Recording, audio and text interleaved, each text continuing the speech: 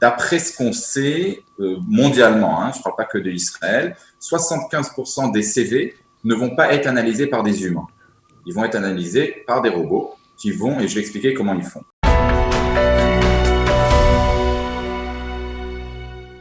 Nous allons rejoindre Réhouven Adam qui va nous expliquer comment passer le barrage de ces robots dont je vous ai parlé pour faire lire au moins son CV par une vraie personne en chair et en os. Bonjour Réhouven. Bonjour Cathy. Comment ça va ? Ça va très bien. Alors, qu'est-ce que c'est que ces robots ? Est-ce que c'est sérieux ? Parce que c'est une information assez étonnante pour ceux qui ne sont pas de ce milieu-là. On recrute avec des robots ? Et alors voilà, je vais expliquer un petit peu, je vais expliquer aussi comment ça marche et comment dépasser les robots. D'abord, les sociétés, les entreprises reçoivent en moyenne, pour chaque offre qu'ils publient, 250 CV. Et sur les 250 CV qu'ils reçoivent, il va y avoir entre 4 et 6 personnes qui vont arriver en entretien d'embauche. C'est pour ça que dans les dernières années, les entreprises se servent de robots pour lire les CV. On ne peut pas commencer à lire, imaginez que j'ai 5, 6 ou 10 offres d'emploi, on ne va pas commencer à analyser 2500 CV. Et il y a des robots qui le font et qui font en fait une sélection. Et ce logiciel a été créé plutôt pour les grandes entreprises au début. Mais aujourd'hui, on a de plus en plus d'entreprises qui sont de tous les volumes, c'est-à-dire des petites entreprises, des moyennes entreprises qui se servent de ces logiciels informatiques. Et voilà. Ça, c'est important de le savoir. D'après ce qu'on sait mondialement, je ne parle pas que de Israël, 75% des CV ne vont pas être analysés par des humains. Ils vont être analysés par des robots qui vont, et je vais expliquer comment ils font. Alors, mais juste, j'ouvre une parenthèse. C'est pour ça que chez nous, à Qualita, on est très exigeant avec les entreprises qu'on travaille et on ne va jamais envoyer des CV de candidats vers des robots. Et moi, je sais reconnaître si le CV que je vais envoyer, ça va être quelqu'un qui va le lire ou un robot. Et je demande aux entreprises d'avoir une personne qui va recevoir, lui, le CV, l'analyser et me donner un feedback sur chaque candidat. Parce que notre but, bien sûr, et notre valeur ajoutée, c'est que les candidats, les Olim Khadashim, leur CV ne soit pas comme ça analysé juste par des robots et rejeté après, comme la plupart des CV. Donc ça veut dire que pour les candidats qui postulent par exemple sur des sites comme AllJobs ou tous les sites évidemment qui existent en Israël ne sont pas à l'abri de voir leur CV lire par un robot. C'est classique.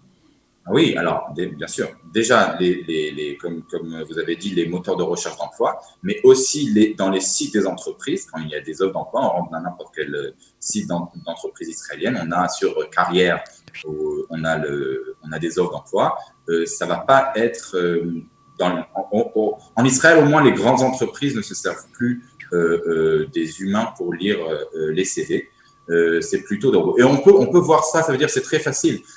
Aujourd'hui, un candidat, il voit une offre d'emploi qui l'intéresse. Qu'est-ce qu'il fait ? Il envoie un CV avec peut-être une lettre de motivation. Après 1 minute, il reçoit un mail, merci, on a bien reçu votre CV, etc., etc. On va rester en contact et voilà. Et après peut-être 3 ou 4 minutes, il reçoit un deuxième mail qui lui dit désolé, mais on pense que vous n'êtes pas pour le job, on garde votre CV, tout ça. Alors, c'est clair qu'il n'y a pas autant de personnes qui sont derrière leurs ordinateurs et qui attendent les CV des candidats et qui leur répondent tout de suite. Et ça, c'est le robot qui fait. Ça a été sélectionné par un robot, reçu par un robot, sélectionné et rejeté. Et ce qui se passe, c'est que le robot, il analyse. Et si ça passe la sélection du robot, il fait passer ça au recruteur. Et le recruteur, là, il fait sa sélection. Et si c'est pas passé, ça arrivera jamais, ça sera pas lu par un humain. Maintenant, comment ça marche ? En gros, comment ça marche ? Je ne vais pas rentrer trop dans les détails. Je veux plutôt donner des tips. Voilà, comment éviter de faire lire que son CV soit lu par un robot, tout simplement, c'est ça qui nous intéresse.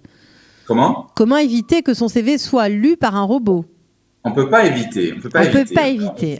On peut essayer de gagner le robot. Alors, gagnons le robot, j'aime bien. Voilà. Voilà. Alors, comment on gagne le robot? Déjà, premièrement, envoyez votre CV par un format qui va être bien lu par un robot. La plupart des gens envoient leur CV sous format PDF. Les PDF, sur pas mal de logiciels qui lisent les CV, n'arrivent pas à analyser le PDF, mais plutôt les formats Word. Alors, envoyez votre CV par Word et pas par PDF parce que voilà, D'accord, ça c'est important de le savoir, c'est important. Ok. Deuxième point, ne mettez pas des informations importantes en haut du CV ou en bas du CV. D'accord? C'est-à-dire la première ligne du CV ne doit pas être votre coordonnée, votre téléphone, votre email, mais plutôt peut-être mettez CV avec votre nom. D'accord? Alors la plupart des gens disent mais pourquoi je dois mettre CV? On sait que c'est un CV. Justement, c'est pour que vos coordonnées, les choses importantes, soient dans la deuxième ligne, parce que le robot, tout ce qui est dans à la page, au début de la page, à la fin de la page, il analyse moins bien. Troisième point, c'est les mots-clés. Et ça, c'est très, très important, Cathy, parce qu'en fait, comment le robot il fonctionne? Il a une offre d'emploi et il analyse les CV qu'il reçoit pour cette offre d'emploi d'après les mots-clés qu'il y a dans le CV par rapport à l'offre d'emploi. Ça veut dire que moi, j'ai besoin que dans mon CV, il y a les mêmes mots qui sont utilisés pour l'offre d'emploi. Et c'est ce qu'on dit toujours dans les ateliers CV. Ne vous servez pas d'un seul CV pour plusieurs offres d'emploi, mais adaptez chaque CV à l'offre et servez-vous des mots que les recruteurs ont notés pour que le robot, en fait, par exemple, dans une offre d'emploi marquée, on a besoin de quelqu'un qui a une expérience en négociation. Mettez le mot négociation plusieurs fois dans votre CV, pas trop de fois, parce qu'après, il faut savoir aussi que le robot, il sait quand on essaie de le manipuler. Si quelqu'un met 10 fois négociation dans son CV, le robot, il va reconnaître. Ok, d'accord. Un autre point important, pas de trou dans le CV. Alors, avant, on disait, parce que les recruteurs, ça les embête pour savoir qu'est-ce que vous avez fait, mais le robot aussi, c'est-à-dire il y a pas mal d'algorithmes avec lesquels on a créé ces robots qui sélectionnent automatiquement des CV où il n'y a pas, c'est pas chronologique, il y a des trous dans le CV, des moments. Alors, c'est pour ça que, par exemple, des personnes qui sont restées à la maison pendant 1 ou 2 ans pour s'occuper de leurs enfants, ils ont décidé de faire l'écrire. Il faut l'écrire dans le CV, il vaut mieux l'écrire que de le passer sous silence. Il vaut mieux écrire, par exemple, 2014-2016, je me suis occupé de mes enfants, où j'ai fait une formation en Amérique latine, je sais pas. Mais au moins, il faut le noter, mais il ne faut pas qu'il y ait un trou dans le CV. Ça, c'est très important, d'accord, pour pas que le CV soit rejeté. Par le robot. Un autre point. Comment? Par le robot. Oui, par le robot, oui. Ça va être jeté par le robot. Ça va même pas arriver chez le recruteur parce que le robot a été formé pour rejeter les CV où il y a des trous. Un autre point important, c'est les photos, le graphisme, les tableaux, tout ça dans le CV, il faut l'enlever. Parce qu'il faut savoir que les CV qui passent par un logiciel qui analyse les CV, quand il y a une photo, ça fait un balagan dans le CV. D'accord? Quand vous mettez un tableau et dans le tableau, vous mettez des informations, ça ne va pas être lu. Le robot ne sait pas analyser ce qu'il y a dans un tableau. Il ne comprend pas. Le tableau, ça ne fait pas partie d'un CV. Le graphisme, c'est la même chose. Quelqu'un va investir énormément sur AutoCAD pour avoir un CV qui est très joli, mais le robot, il s'en fout du graphisme. Il ne voit pas, il analyse juste les textes que vous avez marqués. Et il faut savoir aussi que c'est des choses qui dérangent aussi le recruteur. Parce que on va dire, ah ok, mais à la fin, ça va arriver vers un recruteur. Les recruteurs aussi, ça les embête parce que les recruteurs, ça leur prend 7 secondes pour lire un CV. Ils analysent des centaines de CV et ils veulent pas à chaque fois essayer d'avoir un nouveau CV avec une nouvelle graphisme, avec une photo ou des couleurs différentes. Ça les embête un petit peu. Ils préfèrent avoir un tachles, d'accord, c'est comme on dit en hébreu, l'essentiel. Un document sans fioriture, voilà. Ouais, et pas qu'on leur, voilà. Le but, c'est pas de mettre des choses de couleurs, etc. Dernier point, Cathy, c'est n'attendez pas d'être à 100% compatible à l'offre d'emploi. C'est-à-dire, parfois, les candidats n'envoient pas le CV parce qu'ils se disent je conviens pas exactement. Il faut savoir, les robots, ce qu'ils font, c'est qu'ils analysent et ils sélectionnent les CV, les meilleurs CV pour l'offre d'emploi, mais les meilleurs CV qui ont été envoyés. C'est-à-dire que vous ne devez pas être 100%. Ça n'existe pas un candidat qui est 100%. Oui, c'est-à-dire que la mentalité israélienne est quand même très différente de celle de la France. Et j'imagine que les recruteurs ne réagissent pas tout à fait pareil. les recruteurs et les robots. Et les robots aussi, oui, bien sûr, parce que en fait, s'il y a, disons, 100 personnes qui ont envoyé un CV, le robot va sélectionner parmi ces 100 personnes-là et pas parmi les 6 milliards qu'il y a dans le monde. Et c'est pour ça que nous, on doit, si on convient à 70% ou 80% à l'offre d'emploi, on envoie quand même, comme on dit en hébreu, tenasu maximum tatzlichu, c'est-à-dire au maximum vous allez réussir. C'est pas grave d'envoyer un CV et de ne pas avoir de retour. Une dernière chose, Cathy, je voudrais dire aussi, c'est vrai qu'on parle de robots, mais il faut que les candidats sachent que c'est pas parce qu'on a affaire à des robots qu'on doit nous devenir des robots. Et c'est vrai qu'on doit envoyer ces sélectionnés par des robots, mais ne pas oublier que nous, la première impression qu'on doit faire, la relation qu'on peut avoir avec une entreprise est très importante. Quelqu'un qui fait passer son CV dans une entreprise par une personne qui travaille dans l'entreprise a 10 fois plus de chances d'être accepté pour le poste. Okay ?